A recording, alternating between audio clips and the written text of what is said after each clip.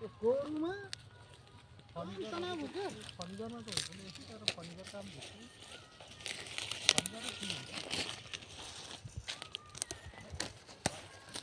नलसँग के फोन दिनु अब होल्डिङमा बहुत गाह्रो मलाई त घाम्नु पर्ने अवस्था छ घाममा घाम खानु पर्ने मजा आउँछ नि यो बाहिर खाम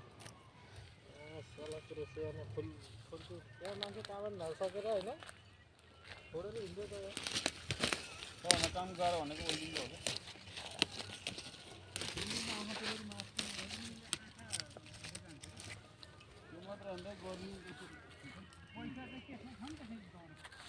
त्यो मैले कन्स्ट्रक्सन लाइनमा नि माइलहरू घोल्न पर्यो त्यो भित्र फोर्नु पर्यो भने काम भ्याउ हुन्छ ठुलो ठुलो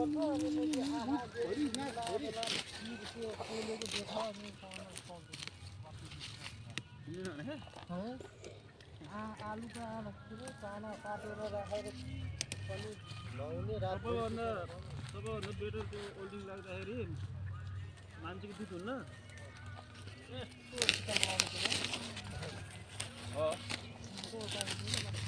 बाख्राको दुध मान्छेको दुधै हाल्नु पर्छ माछालाई छोरी मान्छेलाई देखा लागेको बेला लाग्नु जस्तो हुन्छ माछा दुखी हो कि नदिए थाहा हुन्न माछा बेलुका सुतेपछि निन्द्रामा आफै खोल्न सक्दैन त एग्रिकल्चरमा फेरि यहाँ चाहिँ दौडाएर मात्रै हो यति काम गर्नु पर्यो भने के हुन्छ अहिले यतिखेर चाहिँ त्यो ठिकै हो कि अलि पछि यति मेहनत लाग्छ गाह्रो नि घामले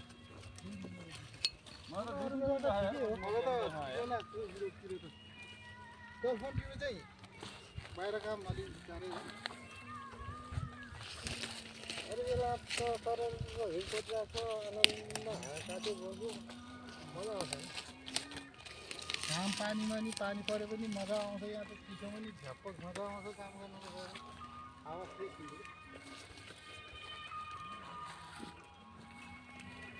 अन्त आफूलाई हुन्छ सजिलो जानु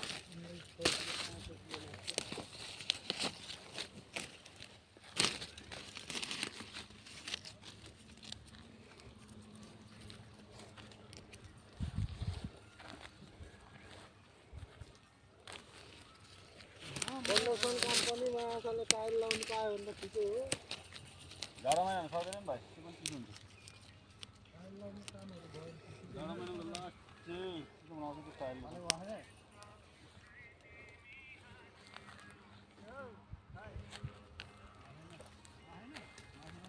15 किलो हिल्टी बोकेर भित्ता खेल्नु पर्यो त आज तलतिर होइन यसरी हान्नु पर्ने हुनुपर्छ अनुहार मुजी केही हुन्न उठाएर हान्नु पर्यो नि सक्यो के त्यो भित्ताको तास्ने खालको के फोर्ने पनि होइन आज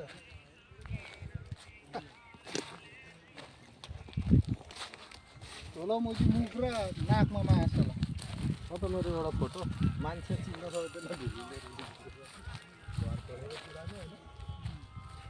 यता युरोपमा त फोर्नु छुट्टै होइन बनाउने छुट्टै यस्तो हुँदैन उनीहरूले लिएर फोर्नु पर्ने नि कहिले त फोर्नु मात्रै